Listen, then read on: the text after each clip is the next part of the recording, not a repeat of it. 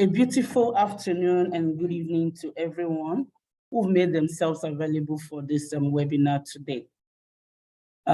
If you are on the call, could you just do something? You can use either the emoji or drop a yes, type a yes on the chat box so that we know you are here with us.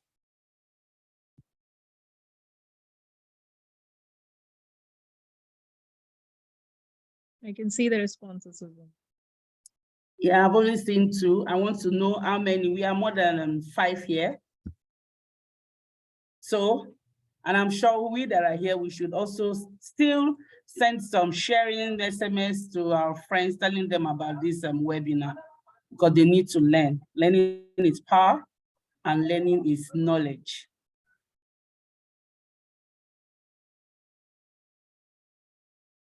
Awesome. Awesome. Awesome. Please, let's try as much as possible to call our friends, our colleagues who are out there, telling them about this webinar. They don't need to miss out from this. Okay, so thank you so much, everyone. I really appreciate you all for making yourself available. My name is Uzoma Ikwemuka, and I'm the country ambassador for the Agile People Framework. And I'm so excited today because today being 15th of February is our first webinar for the Nigerian community. It's so exciting for me. It's a very big project for me. And I'm glad to say you all attending today's webinar are all welcome. And I will use this opportunity to say happy Valentine to you, to you all, because it's a season of love. Thank you all for making yourself available. Now we all can see the screen, and we can all see the person who will be sharing some very key insights on the topic that we'll be holding today. But before I proceed, I would like to say a bit about what the Agile People Framework community is all about, what we stand for, and what our drives are. So, Agile People Framework community, Nigeria to be precise, and we also have other colleagues in other parts of the country, started with a very, very great vision. Before we proceed further, I would just like to let you people understand how I, Uzoma, came on board as a community global member. Now, Uzoma was someone who actually wanted to learn what the Agile space is all about. And when I came in contact with the Agile People Framework online, I was so excited to actually know what they actually stand for, what they do. And in the long run, it came out that what I saw was what I am today. And today I can categorically tell you that Agile People Framework has actually made me a better person today, most especially in my HR field. It has helped me a lot and a lot. And I'm so proud to say that being a global ambassador and a board member as well of the community, I can tell you categorically that it has actually been a very big one for me. And I'm glad that ever since we started this community movement in 2022, it has become a very great success. And our purpose is to ensure that learning gets across to people all over the world. So our vision as Agile People Framework, our vision is to strive a global community for learning, sharing and implementing a new practice in people operation. The 3 core Agile People Hubs a global community attributes are: 1, to connect; 2, to collaborate; 3, to co-create. These three aspects is what we call the 3 C's. 1, we need to connect across the globe. 2, we need to collaborate, have one mind, have one vision, have one voice. And we co-create. We make innovation reality through learning. And categorically, I can tell you all that we believe as a community that building an ecosystem of industry experts through ideas, through top leaders and practitioners and stakeholders, and building long relationships to orchestrate the growth of Agile in the Agile people operations to a greater height through collaborating and co-creation.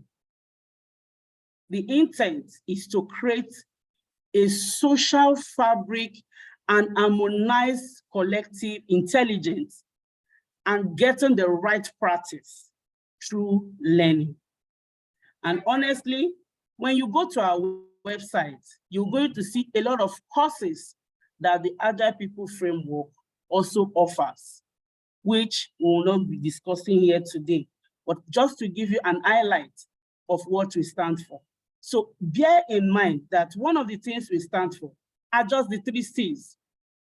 The 3 C's, which are we connect, we collaborate, and we co-create. These 3 T's makes us who we are as a global community of the Agile People Framework. I'm sure you all are glad to hear this today. So right now I'm going to dive into the main purpose for today. And our speaker is no other person but a great mentor and someone who I actually call my very, very own mentor. She has actually brushed me and made me who I am today. And I'm proud to say that Stella Obialo is someone that has made me the HR that I am today. And there's no other thing I can say today than for you to just sit back, relax yourself, watch her speak, watch her impart the knowledge into you and learn in the process. I'm sure you will have some great testimony to say, yes, you are glad to be in this section today. So briefly, I'll just say a brief about Stella before she takes the floor. Madam Stella Obialo is the group HR of Versus Technology. Madam Stella Obialo studied business administration from the University of Abdulsalami in Edo State. Thereafter, she went for her MSc Management in the University of Lagos. Stella Obialo is a certified licensed HR professional. And she is also a certified senior HR professional in the HR space. Stella Obialo is a consultant, a very, very good consultant at that cuts across from talent management, down to performance, down to succession planning. She's one in all. Stella is also an international council of management consultant in USA, a certified person, a full member of the Mentoring and Career Institute of Nigeria, a certified behavioral change practitioner. She's also an emotional intelligence expert. She didn't include that, but I know that. Stella has various experience from strategic HR professions.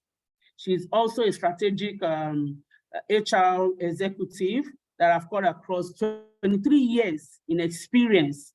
And this experience cut across various industries: manufacturing, printing, hospitality, broadcasting, and technology consulting. Stella is an amazing personality.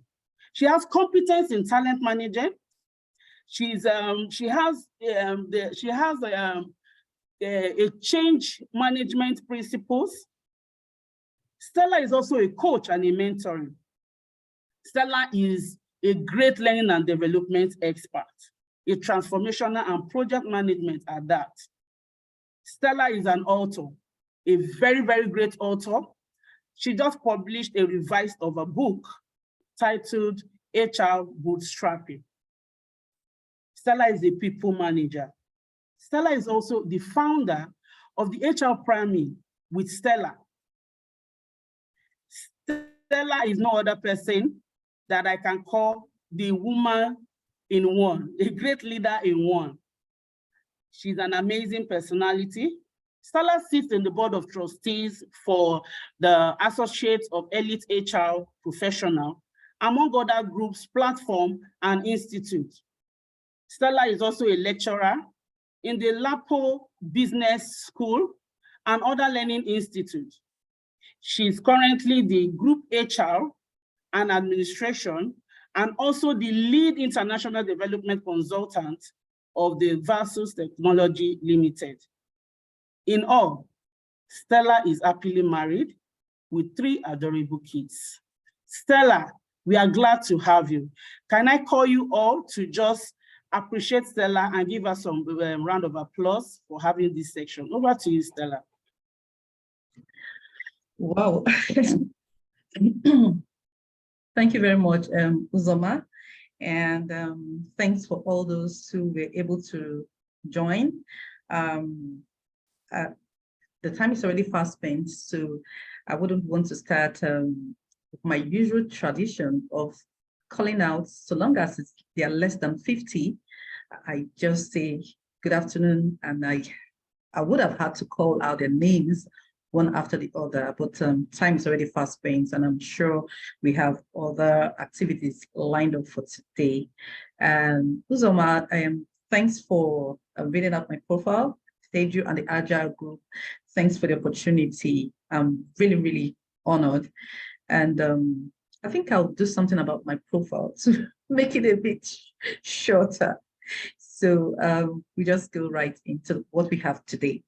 So today I'm going to be sharing a sauce with you, the secret sauce to sustain a constructive hybrid work culture. So let's go right into what we have. So the goals of today's session is 1, foster collaboration. Aside from sharing with you the dynamics of the hybrid work culture, I'm going to be sharing how you can foster collaboration and build engagement with the hybrid team. We're going to be sharing tools and techniques for optimum performance. I'm going to be sharing how insight on how you can protect your data, because that seems to be one of the problems that people face when they are having hybrid team. So, and then we're going to be sharing performance. How do you measure performance of these sets of persons? Do you manage them the same way you would manage the full remote and the face-to-face or in-person staff? So then we're going to be looking at building and promoting corporate culture and values. It is very, very critical, if you'd agree with me. So let us go straight into what we have today. So this is the new workplace purpose, and this is the result of the pandemic. Before now, you would agree with me that the benefits and the interests of the workforce was different. They just wanted a good, paying job. They want job security. They want a well-paying job and other perks and benefits that are just the usual. Are they paying pension, health insurance, and that is it. But what we are seeing nowadays, it's something entirely different. This is where we are talking about now, the new place of workplace. We are talking about learn and socialize innovations. So people want to know innovations. Now we're talking about critical skills that people should have. Oh, innovation is going to be one of it. You don't have to, you're not doing the same old thing. Culture and pride in belonging. People are beginning to clamor for sense of belonging, employee engagement and experience. As a matter of fact, most HR practitioners are now being referred to as people experience officers or chief people experience officers, because there is the need. It's now about the people. So the need for people experience is now coming to fore. Then we have health, wellness, and well-being. I can remember pre-pandemic when things like mental wellness and well-being, it's been shrouded in secrecy, and people get stigmatized when you say you have mental health, you're traumatized about something, you need to take time off to cool off or something. People are like, wow, like, what's wrong with her? Is she going crazy? But now people feel very comfortable to discuss that they need to see. Now they need to see a psychologist, and now it's being introduced in the workplace. So most times you come for interview, gone are those days where they just ask you, okay, do you have any question for us? And they said, okay, wait, how soon can I resume? Now people are beginning to ask questions, pertinent questions like, do you have, or what other perks and benefits do you have in place aside from the salaries? They're beginning to ask, do you have provision if I'm stressed and I need to see someone in relation to my wellness and well-being? Will I have someone that I can speak with? All right. So they're beginning to ask all these questions. And then we're talking about brand experience. The world is going digital. So a lot of organizations, a lot of businesses, they are beginning to do a bit more about their brand awareness, the social media space. People no longer use Instagram for just social functions. People no longer use even the WhatsApp. There is now WhatsApp for business. A lot is changing in the workplace as a result of the pandemic. So, and then again, we all at some point during the lockdown, we all worked from home, full remote, everyone, the whole world, except for those in very critical duties, like those in the medical fields, the front end medical fields. There are some roles that could not work from home. So we at some point we worked from home, and then at some point, initially you agree with me that people really loved it. They could work from home. Oh, nice! But after a while, they started getting bored with the whole thing. People wanted to come back to work. They couldn't come in contact with their friends, their colleagues, the people they usually would speak with in the past. So they were yearning for something else. So now there is full remote and no time flexibility. Yes, because the boundary was now broken. You all agree with me, during the pandemic, people you could be getting mails and attending meetings up to 11 p.m., which wasn't what was the practice before the pandemic, because we're all working remotely. The meetings, 1 minute you want to quickly grab a bite, and then there's some emails, there's some meetings for us to join and stuff like that. So people were like, there is no time flexibility. At what point people are even asking, okay, fine, hello, I'm working full remote. What's going to happen to my annual leave? Does that mean that the fact that I'm working from home, does that automatically mean that I'm on leave because I'm supposed to be? And then even most HR practitioners didn't know how to address some of all those issues. And we find some, carrying out practices that were exposing their companies to possible litigation because they didn't really know what to do. There was no, yes, we all heard about the VUCA, vulnerability, uncertainty, complexity, and ambiguity. Yes, VUCA was before the pandemic, and we're told that, oh, VUCA was coming, we should be preparing for VUCA, but the pandemic brought it also close.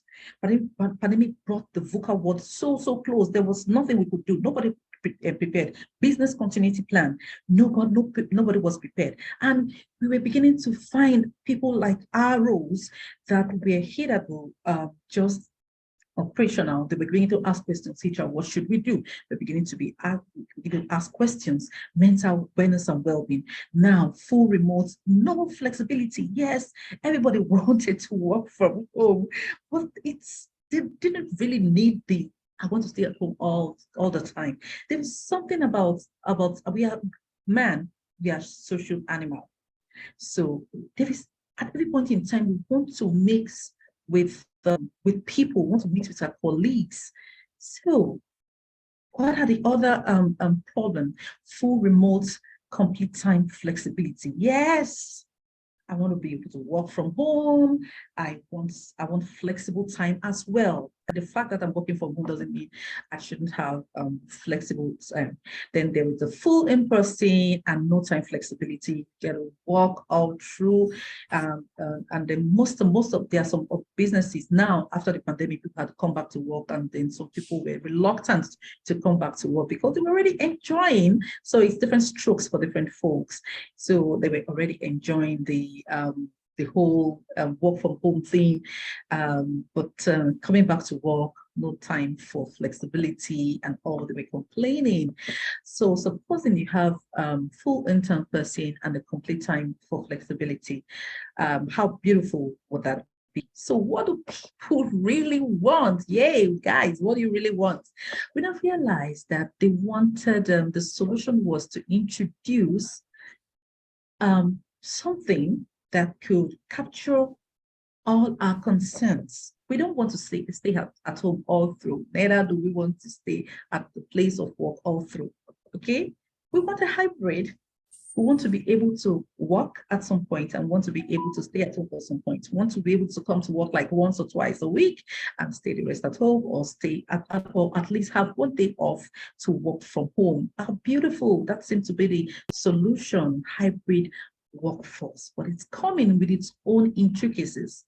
So you can see, yeah, 1 minute I want to work from home, 1 minute I want to work, I want to work from the office. So let me drop this question to everyone on this call. How many days a week would you want to work from home? Would you prefer to work from home? Just drop it on the chat box. We have about 30 people on the call. So I need you to drop it on the chat box. If you're given the opportunity, I wouldn't know if you're working full remote, then the question for you would be, how many days would you want to work from the office? And if you were full in person working at the office, how many days would you want to work from home? So these are just questions that I'd love to ask. Just drop it on the chat box. And Uzoma, can you please do me the honor and the pleasure of reading out what they have at the back end? How many days would you love? How many days would you rather have? The whole 5 days to work remotely, or would you rather have to work the whole 5 days of the week in the office? That is for those who do 5 days a week. There are some people that they work 6 days a week. Would you rather have 2 days, 3 days off? So what do we have? Do you have people already dropping their comments in the chat box, please? Can you read? See, Yeah. yes. See, Yeah. 2 days from home, 2 days in office. Few says 3 days they would like to work from office, and 2 days from home. 3 days office, 2 days home. Yes, everybody is saying either 2 days or 3 days. 2 days or 3. One person just posted 1 day from home. Ramul would go to office every day. Right. Okay, so I could easily carry out my survey using the participants on this call. But we have companies that had gone ahead to carry out this survey. What do they have to say about working from home? PwC said they conducted a survey in June 2021, and they said 51% of the respondents said that they rather prefer a hybrid work model that allows them to work from home and at the office, while 26% prefer to work from home full time, while 19% prefer to work from the office full time. Now, let's look at what Microsoft survey conducted by Microsoft in March, the same March 2021, found out that 73% of the employees want the flexible remote work options to continue, while 67% want more in person. Perhaps they were full remote or collaboration after the pandemic. Wow. So let's look at that now. What are they saying? By May 2021, the same 2021 predicted that 80% of the companies would allow employees to work remotely at least part of the time after the pandemic, while 47% would allow employees to work from home full time. So let's see who else we have there. OLAPS. said by 2021, 83% of the respondents believe that a hybrid work model will become the new standard. We are already seeing it happening, while 76% believe that they will be able to work remotely at least 1 day a week after the pandemic, just the way we are having survey. So we're having some people who'd rather work 2 days, 3 days a week. That's fine. Okay. And so what are the challenges of hybrid working for us all? Yes, it's one thing to want it, but it's coming with its own intricacies for the employee. Communication. They discover that sometimes they get left out because they get left out and probably some decision that's been taken in the office. Someone forgets to send a mail, so they are not aware of what is happening. No, though not in all cases. We're just picking some random challenges that people have to go through. Then collaboration. There is something there's this thing about having to work together as a team, trying to deliver on an assigned task. You work together, you collaborate, you get to share ideas and stuff like that. And then technology, the work tool, the internet connectivity. We've said go work from home, hybrid, and some organizations will tell you, okay, you are free to work. We are not providing you with the tools and resources and the internet to work for those 2 days at home, because we have made available 5 days a week for you to work. But you chose, then there's an option of working 2 days remotely or 3 days remotely. So we find out that some organizations will tell you, no, I'm not providing internet. There is internet in the office. If you want to use the internet, okay, you have to transport and come down to the office and then work like every other person. So they let you understand that it's choice. So there is a complaint, oh, my work tools, the internet, with several meetings that we have to attend. And you all agree with me that during working from home, it seems the meeting time increased, because at every point in time, someone wants to know what is happening.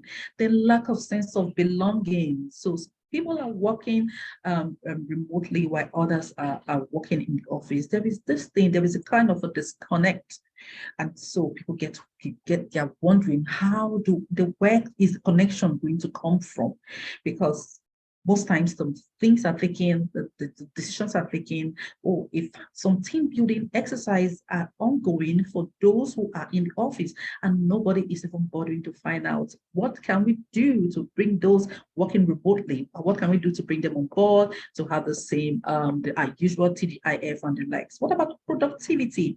Some persons will work better when they are in a team. They don't like working in silos. For some, it works well for them, so they are able to they work remotely, or they're working in silos, and they are very, very productive. But we have some persons that they can't deal with that. They'll rather work in a team to be able to get work done. They are less productive when they work alone. So what are the challenges for the manager? Now we've talked about, yes, it's okay because on this call, I'm sure we have those who are leading and those who are being led. So what are the challenges? Communication is also a challenge, because not all leaders are wired or trained to manage both work, the different parts of the business. So some people are very, very good with managing in-person team and very terrible with managing remote workforce. So they get to assign tasks to this set, and they suddenly forget to assign to those working remotely or pass crucial information, or the fact that there are some activities and there are some work function that needs hands-on experience, and they are busy, passing the knowledge across to those they can see, and then those who they can't, those who are working from home are left behind, right? And then building trust and foster collaboration. That's a major problem, because it's easier for you to manage someone that you can see and relate with. That's for some managers. So it's a struggle for them to build that sense of collaboration amongst this team, get them to do what they're supposed to do and get them to do it correctly, and then getting them to, and also to manage their performance. So they have all these issues, and managing, okay, at what point will I assign this to the people working on ground? At what point should I assign this to those working remotely? There's every tendency to say, oh, you know what, this person, oh, Sylvia is someone I can see. Let me just go across the table to Sylvia and get this done.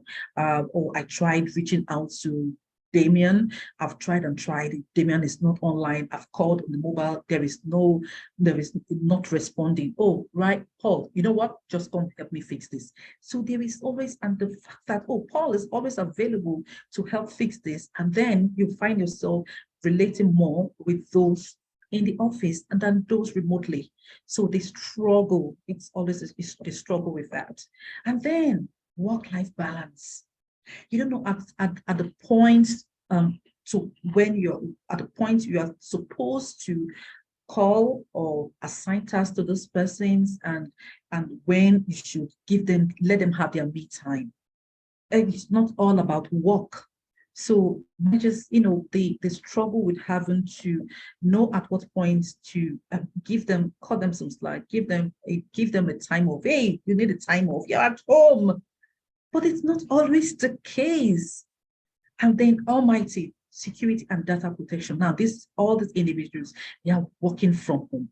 They are working from home, and what's going to happen? What's happening to the company data? They are going with the company data. Oh, what's happening? They're sharing the company data, and then security and data protection is going, down the wind. All right, so let's go further by sharing, okay? Collaboration. How do we foster collaboration?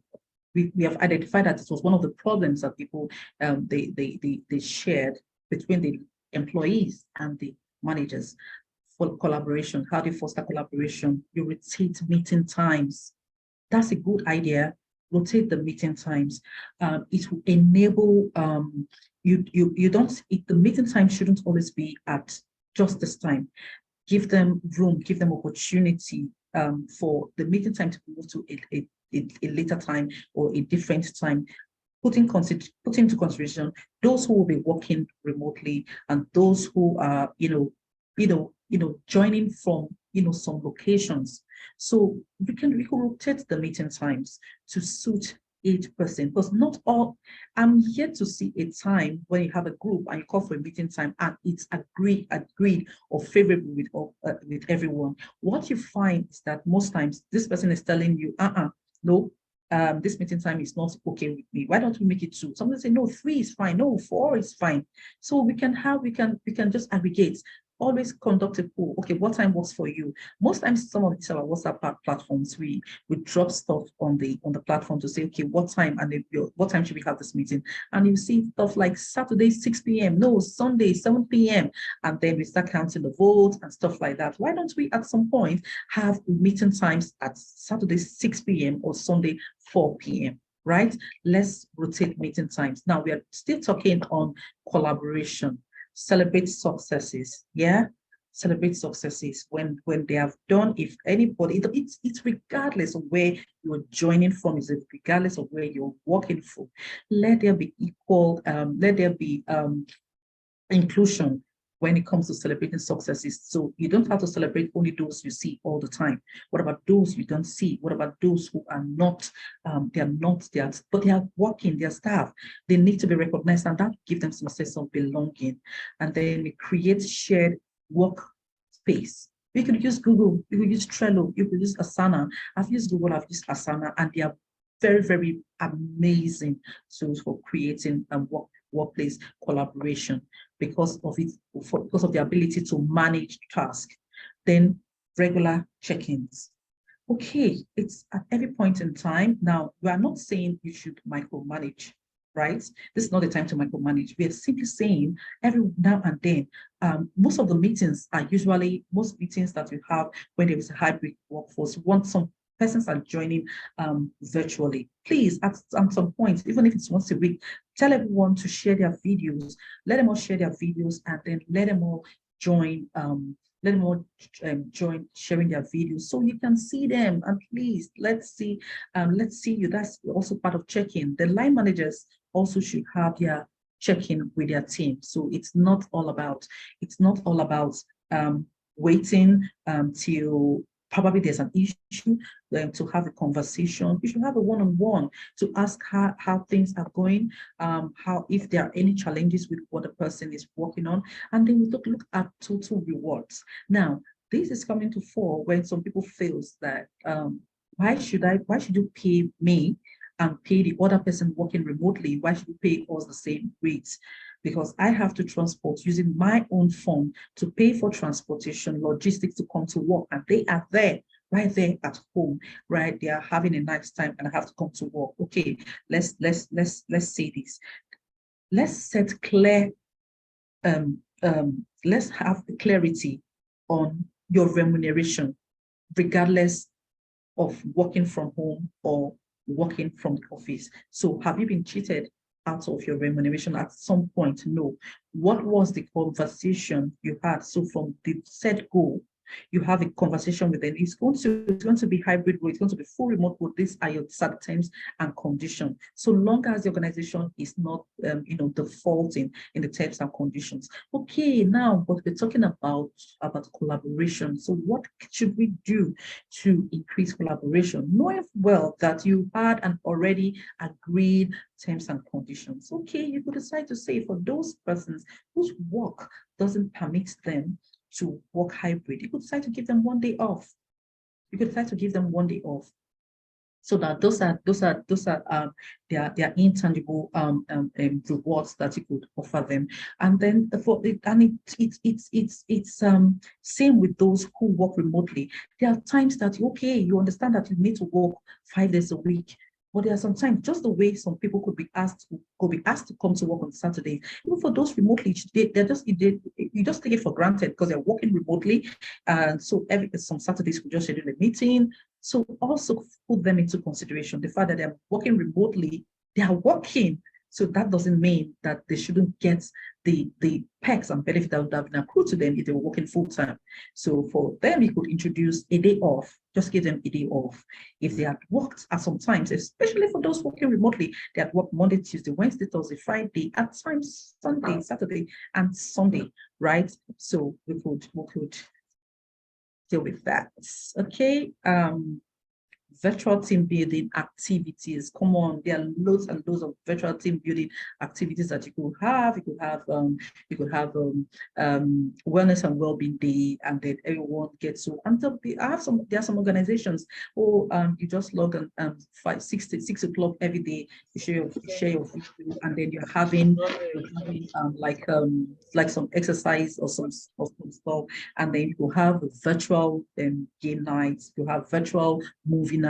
So there are a lot of virtual team building activities that you could incorporate to foster collaboration between the hybrid, the remote workers, and those who are working at the office. Then at every now and then, encourage a face-to-face. Not so nice, not totally too okay for the person has been working 6 months or 3 months remote. Just encourage at least once in a while. Let's have a day where we all get to meet. It might be once a year, depends on the organization. It might be once and twice in a year, or might be every quarter. Have face-to-face interactions. Okay. So now let's look at what the Cisco study is saying about cyber security. We are informed that cybersecurity is also important in a hybrid world as a threat landscape expands beyond the in-office technology experience. It's a huge thing. It's a big deal. 78% say that cybersecurity is critical for making hybrid working safe, while 55% say that organization currently has the right capability and protocols in place. So what about you? what can you put in place? Hey, you can see the logs. What can you put in place for cyber security? How can you protect your data and your resources for the period that your staff has to work off out of the office? So there is one thing you should put in place is a data security policy. You need to put that in place. The data security policy would clearly outline how they are supposed to manage the data and everything that concerning the data. So someone is not going to come tomorrow to say, hey, this person was granted access and I wasn't granted access. What's happening? Oh, because he likes her face, he doesn't like her face, or this person is close to the chairman, of course, close to the IT person, and all sorts. So there should be data security policy in place, clearly communicated, understood, then regularly back up your data. My organization where I work, we have a bring in your own device where we all use our device. I work in a tech consulting firm. We all break in our own devices. However, we have a shared point, 4 o'clock every day. A mail goes out from the IT department, and then you're asked to back up or the works you've done for the day. And they would know, though they might not have, like HR department, might not have access to our folder, but they would know that you are, because if it was, if the size of the folder is still the same, or it would, there's something to show that, oh, you visited, or you dropped something, or you updated. So no updates on your folder. You get a mail the next day to see, oh, what happened? You didn't back up data yesterday. And it also helps. Just imagine you're using this computer and then it gets missing or it gets stolen. At least you know that you have the information backed up somewhere. So regularly back up data, that helps. That helps in protecting company resources. And then secure remote access to organizations network and resources as well. So yeah, they are able to you'll be granted access even when you're working remotely. So you're not using your own email, you're not using your own you're not using your own email, you're not using your own you're not using your own resources. You're using the company resources to ensure that you deliver on your assigned task. And again, let's look at monitoring and auditing of employees' access to sensitive data. So the fact that if you're working in the office, there are some data that you have access to, and you could just, because someone is across and there's exchange of this information, and someone could grant you access to this information because you're in the office. But supposing you're out of the office and they're giving you access to some of all this information, and now how the organization owns it to itself to monitor and audit what people should have access to, what sort of data they should have access to, and the ones that they shouldn't have access to, depending on the level, depending on what you're working on. The fact that you're working from home doesn't mean you have everything that concerns the organization, because you have access to the emails, you have access to the resources, the files, the company sensitive information, and then you're probably there with your friends at home, and then they say, oh, what are you working on? Oh, well, really? Is that your staff strength? Oh, is that your this? I mean, they're having access to some of all this. And so there is security awareness training. We should let them understand the fact that you're working from home. Do not give someone access to your computer. Don't let them have access to what you have access to, because based on the fact that you are a staff of that organization. So there should be security awareness training. The IT persons should always conduct security awareness training every now and then to help people understand how they should work with company data, and then reiterating the data security policy. No, so it's one thing to have the policy, another thing for people to understand what the policy is all about. So that's the work of the IT department, to ensure they have regular awareness training. Now, regularly test the organization's security systems and procedures. You have to regularly test to see. Supposing someone is trying to hack our organizations, especially bearing in mind that so many of our workforce are working from home. Supposing someone wants to hack, would they succeed? So you try to hack it. Would they succeed? I'm trying to hack it from outside. So regularly put your security of your company data. So regularly put it to test and see if there is need for you to review or need for you to revamp. All right, use a two-factor authentication. You understand, most times they'll tell us with your WhatsApp, you use the two-factor authentication for your WhatsApp. Yes, you do the same for the complete data as well. Use a two-factor authentication for your data. That's another means of protecting the complete data. They use encryption. You can encrypt a particular file, especially things like payroll. If you do not have, if you have a network that you cannot access, it's not cloud based, right? You have your payroll software, and it's not cloud based, and then you are granted access. You are passing this information via the file, via the mail. You're passing the payroll via the mail. They need to encrypt it. Anyone can have access to the staff information, because we cannot tell. We can tell that the things that's happening in the office is protected, but how can we tell that our data is protected with you in your home? So using of encryption is a way of keeping the data safe, right? And then remote data wipe. Okay, just supposing someone comes to tell you that, oh, my laptop got stolen, or I can't, something has happened to my laptop. See, the organization there should be something in place as such that just remotely wipe the information on your phone. You can and should. It should be installed on people's laptops as such that they can easily access the laptop remotely and wipe out everything before it gets to the hands of some unscrupulous persons. So now, Cisco's study, let's see what they have to say about networking and infrastructure.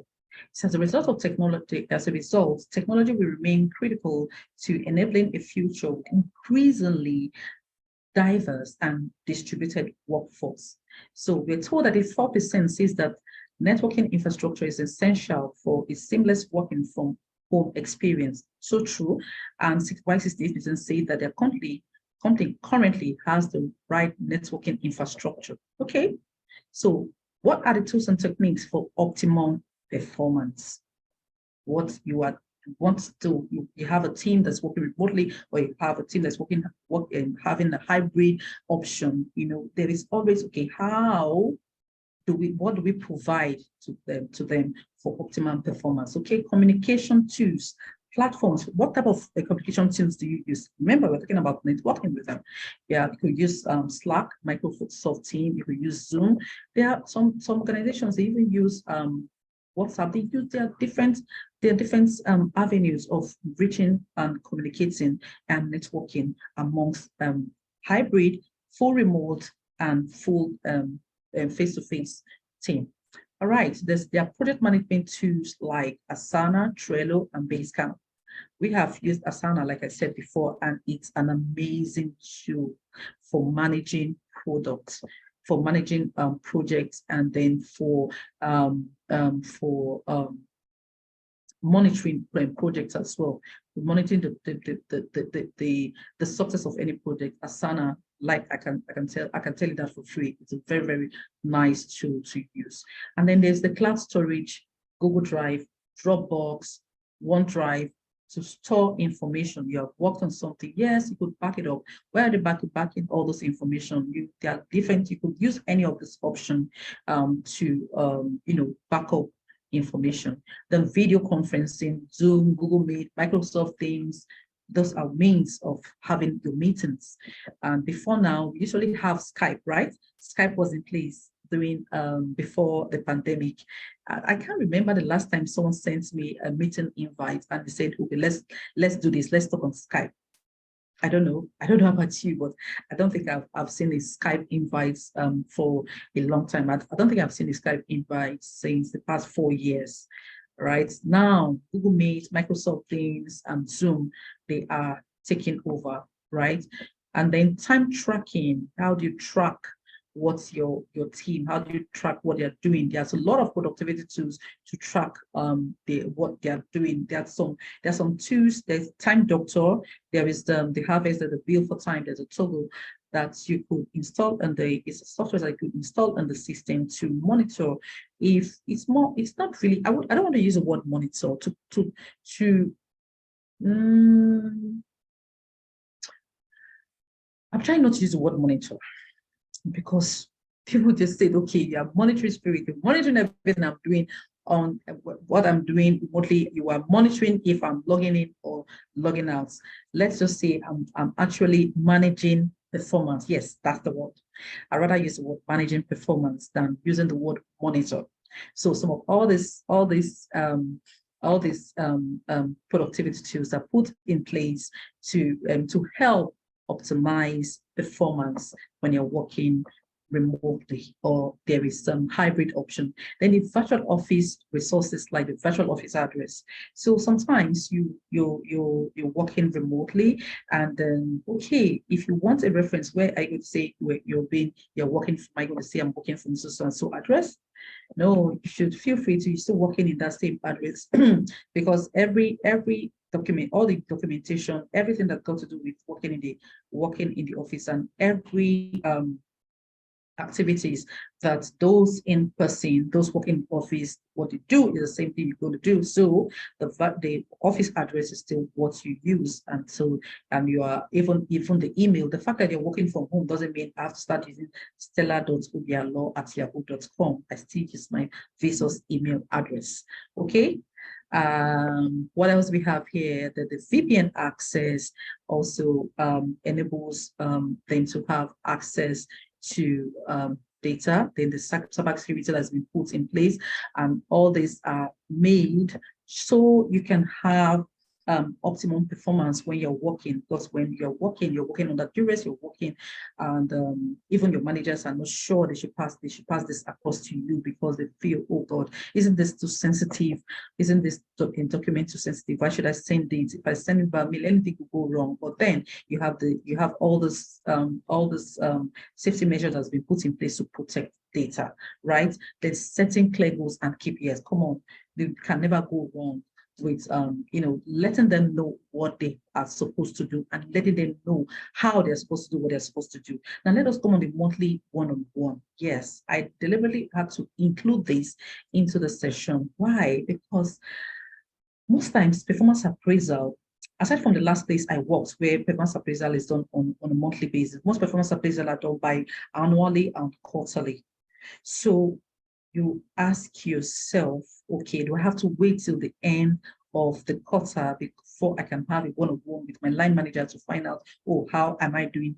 Am I what's the progress with my work or the challenges I'm going through? So we one-on-one, it was when it's remote work. There might be every tendency that you never get to have a one-on-one. When I mean one-on-one, I'm not talking about the period where you have this training for all your you have this meeting that involves everyone. I'm talking about one just between you and the line manager. You understand? So there should be like a one-on-one, right, where people get to share whatever it is they are going through with their line managers. And then what about the line managers? They should go through emotional intelligence training to be able to decipher. You have someone who usually on the phone is always so full of life, always talking, very animated, and then you are not seeing the person, but you can tell that person is always excited. And there was the person calls, they say, hello. The person used to say, hi, sir, okay, all right, okay, I've already dropped that stuff, and the person is speaking this way. And then the next time you're hearing the person speak, and the person, yeah, okay, sir. Yes. Everything. Yeah, I've placed the yes. I've uploaded the file. There is something of. It's just like someone walking into your office. It's the same thing as someone walking into your office and having a conversation with you, and you not have the emotional intelligence to know that something is wrong, something is off. With the remote work, it's even different. It's even worse. You can't see the person. You can't tell how the person is doing. You can't even tell what the person is going through. But if the line managers are trained very well, they should be able to know that this person's tone, the tone of the voice that has changed. This is not how the person sounds. There's nothing wrong with saying, sorry, is everything okay? Are you all right? Are you fine? Is there a problem? Do you want to talk about it? Should I give you some time off? Should I give you some time to think it through? Show empathy. So the monthly one-on-one will help in identifying, aside from performance gap, it's even also foster cohesion and collaboration between the line manager and the subordinates. So these are other techniques, because we're talking about tools and techniques, are techniques for optimum performance. So what is now, we're talking about real performance now. So what is the Cisco study saying about performance, right? It says that 83% say that they've been able to learn, grow, and succeed in their role over the past 2 years, working with a hybrid work schedule. Wow. And the 61% believe that the quality of their work has improved over the past 2 years, while 60% believe that productivity has risen. Wow. Working hybrid workforce. I'm beginning to think that hybrid workforce is just a thing. It's just a way to go. Now, because you're not full remote, you're not fully in the office, just a little bit of flexibility. And why 59% saw greater level of self-improvement in job knowledge and skills. Who would imagine that 59% will see improvements will see improvement in job knowledge and skills? One would think that the job knowledge and skills is only peculiar to working, working in the office and not working remotely or at some point. All right. So what can we do about managing performance? Remember, this session is all about the secret sauce, right? So these are some of the things that you can do to manage performance if you have remote workforce. Establish clear expectations. Establish clear expectations. Let people know what they are supposed to do. Let them know. Establish it. It's not just letting them know what they are supposed to do. Document the expectation and have everyone sign up. That's what am I saying? You don't just have the job descriptions. You should have KPIs, the key performance indications, to say, okay, this is what I'm doing. This is what I'm supposed to be doing. In some divide, they don't bother what you do with your time. They just give you your KPIs. These are your KPIs for the week, and that's we will meet again next week. So you have the autonomy to do anything you like, so long as you are delivering. Nobody's breathing down your neck. No one is micromanaging you. So so long as the expectations are clear, they are established, clear, and understood between both parties, and then you document and have them sign off on those documents. Regular checks. The monthly one-on-one I talked about in the previous slide. Yes, it's huge. It's a whole lot. You can never go wrong with it. Monthly one-on-one, find out how they're doing. Yes, it's okay to share this JDs and the KPIs. Have a monthly one-on-one. Now, this, I'm not talking of having a monthly performance appraisal. It could be unstructured. It could be informal. The person could you would invite the line manager could invite the subordinate to the office. So how is it with you? Now, this is the one-on-one. This is not the usual weekly team meeting they have with the team. This is one, just you and the line manager, or the line manager and the subordinates. So how is it been this past few weeks?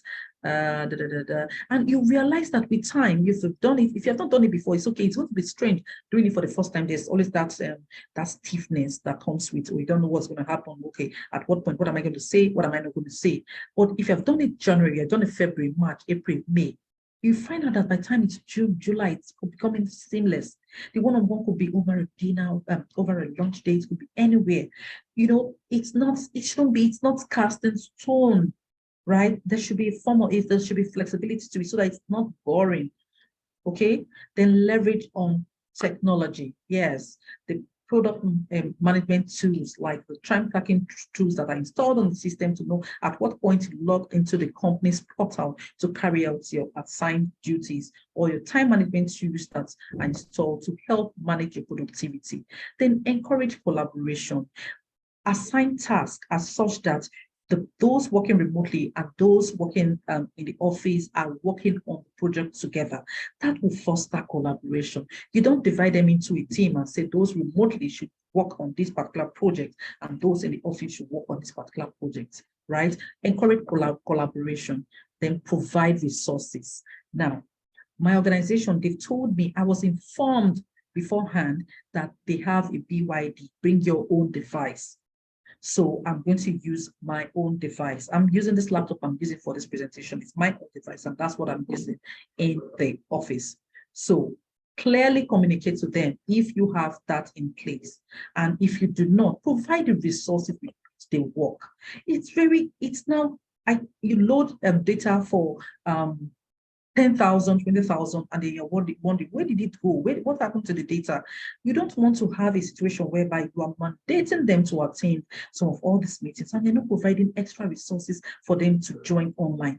You will start hearing excuses like, oh, I'm a bit under the weather. Oh, I cannot join online. They don't have the data.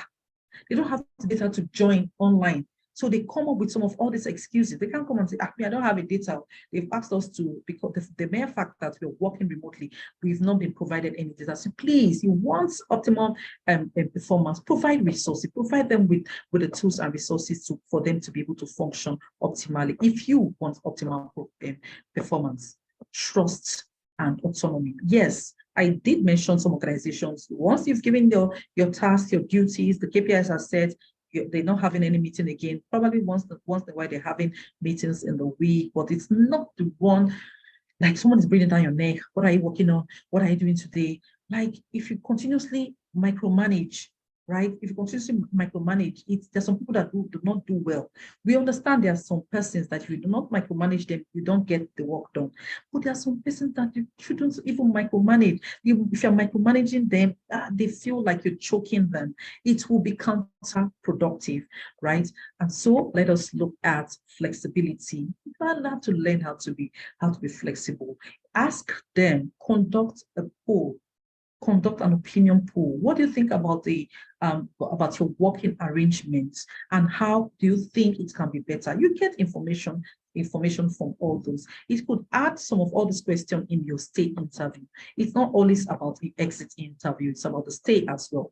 Let's look at the corporate culture, very, very critical, and that will bring us to the end of the session. But before then, I want us to do something. Okay, I'm going to learn this like an icebreaker. Stella, I've been talking all the while. Yeah, let's hear from you guys. So let's have a little energizer before we close out, and then I'll share some other sauce for managing hybrid workforce. Okay, so I need you to show me 3 items that you use in the office, because this is work time. Oh, so sorry, those who are driving are probably, show me 3 items. You share your video. Show me. I just need three persons to do that, and there's a gift attached to this if you're able to do it. So the first 3 persons, show me 3 items in your office. No, I'm not going to say it. 3 items in your office. Show me 3 items. Show me your video. Show me 3 items in your office. I like making my, I love fun, you know.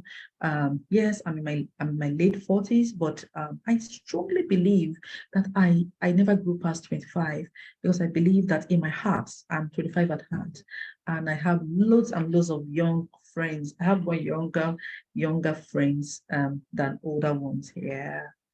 That's how I say it. Probably they can relate. All right. So who is available? Who is available to share their screen and show me 3 items you have in the office? It might be no. I'm not going to say it.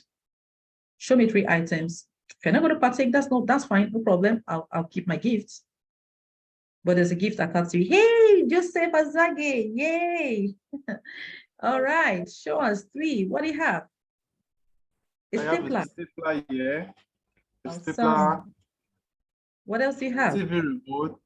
TV remote. TV remote in the office. Okay, cool. What else do you have? A calendar. Calendar. Awesome. Yeah. Number 1. Uzoma and Tedu, please take note of the people who are winning this. Hey, hello, Lillian. You. So what do we have? Oh, Lizzie. Okay, what do you have? Good evening. Good evening, Stella. Good evening. Can you see me? Yes, I can. What do you Yes, I have? have my notes and I've jotted down a lot from what you said. I've jotted down a lot. I have my I have my laptop here. I have my laptop here with me. Okay. You can see I also have a monitor where when it's too tiny, I use my monitor here. I have my phone, okay, maybe to communicate with my team. I have my stapler. Which other thing? Then I have my teacup. When it's too cold, you have to tea. Very, very critical. Thank you, Stella. Who's the last person? Who's the last person? Who's the last person? Anne. Okay. Anne. Anne, would you? Yes, Yes. the last person. Let's see what you have. 3 items in the office. Come on. This is game time. Okay. I have, can you see me? Yes, I can. Okay, I have my laptop. You can even see the other one, my desktop and my laptop that I'm using to work. Then I have my office perforator. Then I have my stapler. Then I have my official phone.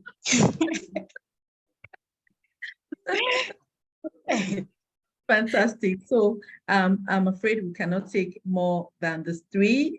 Would have loved to. Yeah, I told you. I'm a kid at heart. So I love fun, and had it been we had more time, would have there would have been a lot of other virtual activities that would have fun on.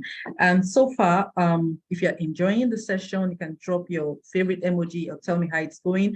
And so let us use this to bring this session to a close. So we're looking at the corporate culture, and then we're looking at what Cisco study is saying about the corporate culture. 73% said that the ability to work hybrid has made them happier and more motivated in their role. While about 70% believe that their manager trusts them to be able to be productive when working hybrid, while 57% believe that hybrid working has improved their corporate culture, while 44% believe that working remotely has improved relationship with colleagues. Wow. Isn't this amazing? It seems we should all be embracing this hybrid work culture. Okay, let's see. Clearly communicate company values and goals. So if you have a team, they are working remotely, some are working in person, and you're trying to build a corporate culture, clearly communicate the company values and goals. Let it be documented. And then, yes, and once in a while, you share it, probably twice a year, so that it's something, because they can't see you. It's for some organizations, they have it on the wall, they have it somewhere. But what happened to the remote workforce? Am I going to print the company's the culture and paste it somewhere around the corner? No, I shouldn't be doing that. What you could do is every now and then, like twice a year, just share the company's culture and values. Let me tell you this. Don't always assume that they understand what the company's culture and values are, because sometimes when you're trying to join the organization, they say, okay, go check the website, and then during onboarding, there is already information overload. You can grab it all, but there's a ways that you can enshrine it into your culture is to make it part of your performance appraisal. If you have appraisal every quarter, let it be part of your performance appraisal. That you can clearly, you can add that the values, the company corporate values, can add that as part of your performance appraisal. And you know what happens when the corporate values are clearly communicated? It becomes your culture. You can't see culture, right? Culture is the way we act, right? So the corporate clearly communicate the company values and goals, right? What do we have again? Encourage virtual engagement. Oh, there are loads and loads of virtual engagements. I mentioned some in the previous slide, so as not to sound repetitive.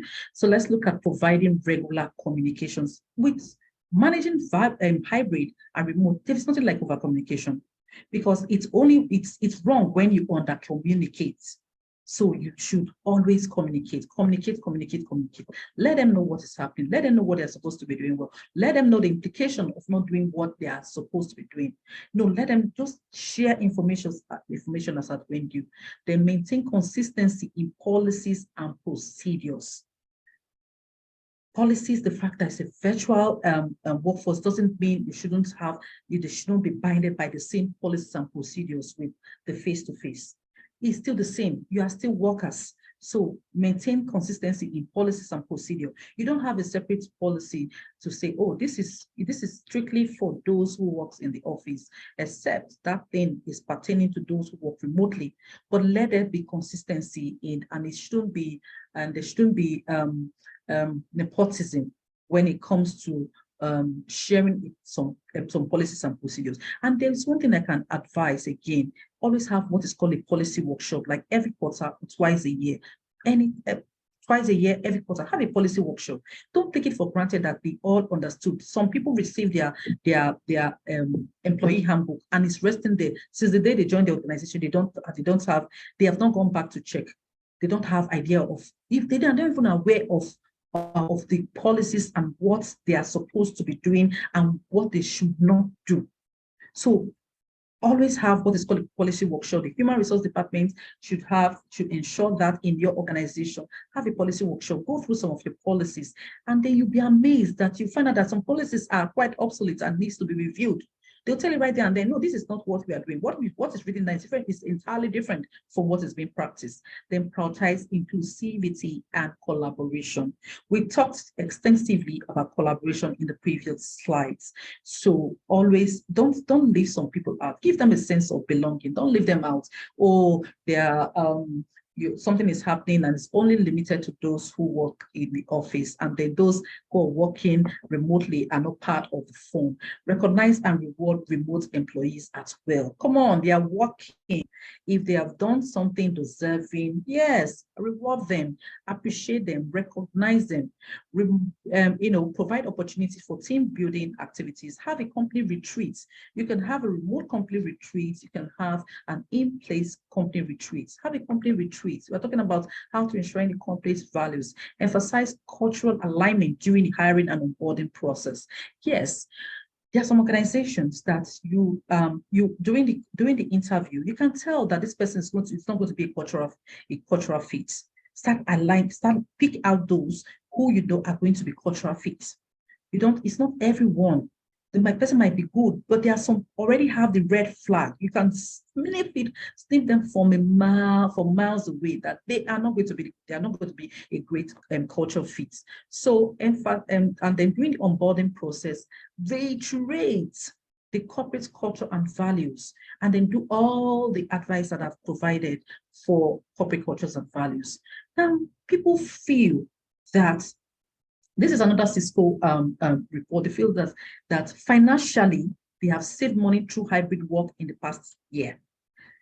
68% physically, they believe hybrid working has made a positive impact on their physical fitness. Socially, 74% they believe that the hybrid working has improved family relationship because they are halfway in the office, halfway at home. Emotionally, 82% believe that hybrid ability to work hybrid has made them happier and more motivated in their role. But mentally, 55% believe report that hybrid working has decreased their stress level. There are sometimes if you're working remotely, you need some time to mix, to socialize with people, and then for others, you need for those working, daily at the office, there are sometimes you just want a me time. You just want to work remotely. You wish you could just have even just one day to work remotely. So these are positive information that we've seen for working remotely. Now, so I'm going to end my submission with this quote from Richard Branson, who happens to be the founder and chairman of Virgin. We like to give people the freedom to work where they want, safe in the knowledge that they have the drive and the expertise to perform excellently, whether they are at the desk or in their kitchen. Yes, truly, that he has never walked out of office and never will, surprisingly, right? So now I'm sharing my case analysis. For those who know me very well, I always end my submission with a case analysis. When you attend sessions, you don't just attend because, oh, I want to attend because I want her to say that I've attended this session. What are you taking back from the session? What should you keep doing? What should you improve upon? What should you stop doing? And what should you start doing at the end of this session? All right. Thank you, everyone. If you have questions, please. This is question time, and if you have any comments on how you feel the session has been so far, oh, feel free, don't hold back, right? Thank you all. Thanks for everything. Thanks for having me. Thanks, Teju. So I stop sharing my screen now. That was a wonderful session, Stella. Thank you so much. Thank you so much. And I thank I thank everyone who all wanted to participate, and you joined Stella in whenever required. Thanks to all. And thanks once again, each and everyone for joining us today. If you have any questions, you are free to ask the questions now. You can raise your hand, or you can always put it in the chat box as well.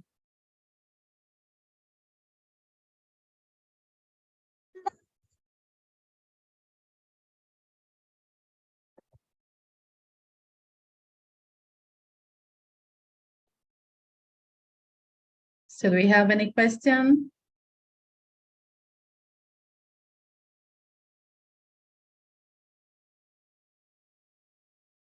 Okay.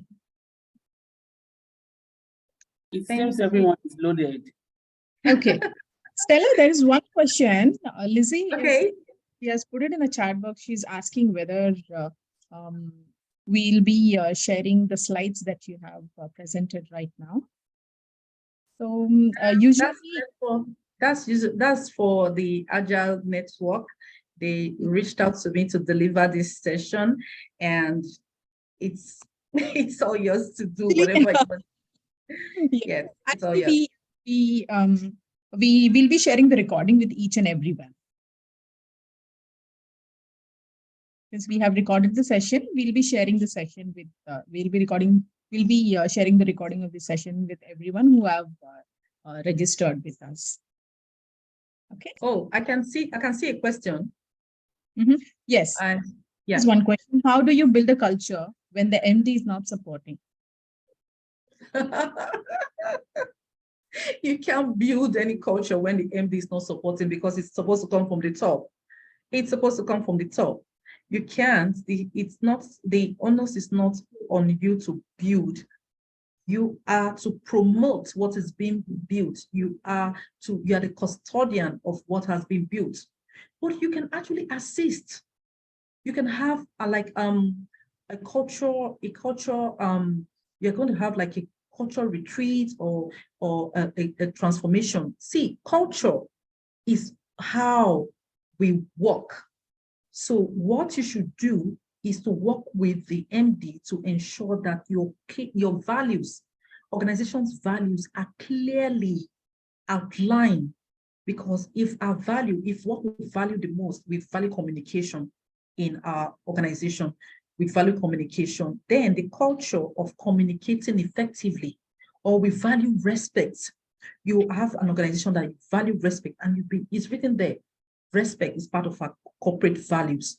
The respect should come from the top. It should be enshrined in almost everything we do. And again, it should be part of your performance appraisal. How have you been living the corporate culture, the corporate value? From the gate, the security personnel should be seen to be courteous.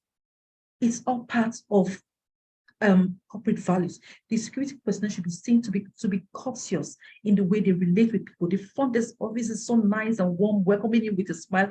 It's all part of living the company's values. And if you're living the company values, it becomes your culture. It becomes your norm. There is nothing like, the culture.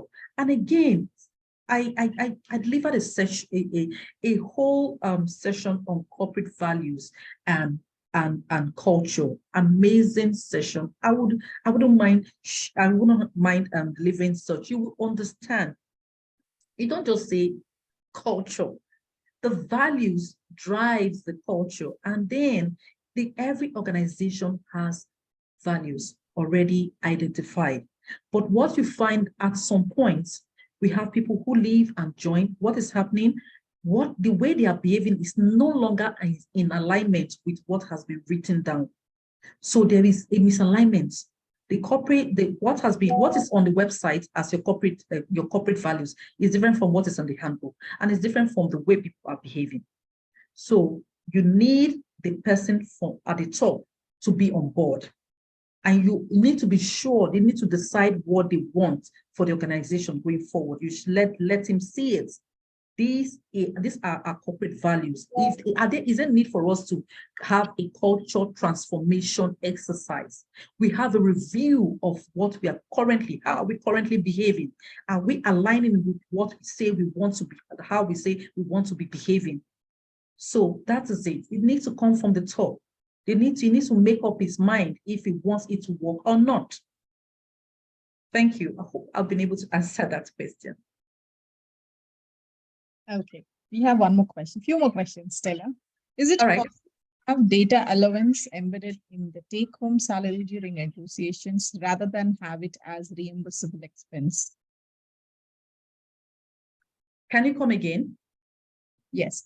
Is it possible to have data allowance embedded in the take-home salary during negotiation rather than have it as reimbursable expense? Okay, it depends. It's not, if you look at all the terms of contract we have for different organizations, it's not the same. The basic what is made available for you to sign off on. So, but if you're working remotely, but nowadays they're asking questions. Gone are those days during my time. Yes, you're so sign here. Oh, okay, so sign here. But most people are not even reading. They've just seen, oh, this is what I'm going to be paid. Oh, thank you very much. Oh, I'm very happy. In fact, I promise I'll do my best. They're not asking some questions. But you have now what we're seeing nowadays, people are now becoming more aware. So they're asking questions. So there is nothing wrong with asking such pertinent questions. The fact that you've hired me and it's going to be a remote work, don't assume that, hello, you should be grateful that you are working from home. You don't have to be commuting. So you shouldn't be talking to me about data here. No, let me know. Am I going to be getting it? And if I'm going to be getting it, where is it? Is it going to be, how often am I going to be getting it? Am I getting it every week, or is it documented anywhere? But do not insist if it's not documented, right? But have the conversation. So you are aware, have the conversation at the beginning of or during your course of your negotiation. But if they tell you that it's not their company culture to add that in the terms of contract, do not insist. But you could then send a mail to reiterate the conversation that you had when you were having the interview during the course of the negotiation about the company communication allowance and how often you're going to be getting it. So that is another way of committing them to that particular action. So what's the next question? I hope that answered the question though. Yes. There's one more question. Sure. What little effort can I do as the HR? And it's the same person. The person just wants to get some clarification. Yes. What the question from the previous person is still the same person. Oh, okay. Is that the same one you have, Teju? Yeah, I guess so. Oh, okay. And if you want to mute your mic, you can feel free to mute your mic and ask your questions, because we are talking about the sauce, the secret sauce. So I've shared a lot of secrets. I've shared a lot of sauce for you to function optimally and able to manage your hybrid and remote employees. So I guess I think the hybrid is the way to go now, because before now there was this, oh, I want to work remotely, I'm happy working remotely, but they are saying, at least even if it's just one day, I need to go to work, right? So I think the hybrid is, if well, you have the materials, you have the slides, you can always get some insights to be able to plead your case. But it's not all roles that it's that could work, that could be allowed for a hybrid schedule. Not all roles, right? But there are some ways you could make it easy for the person working, working remotely. Okay. One day off every week is not bad. So do we have any other questions? I want to thank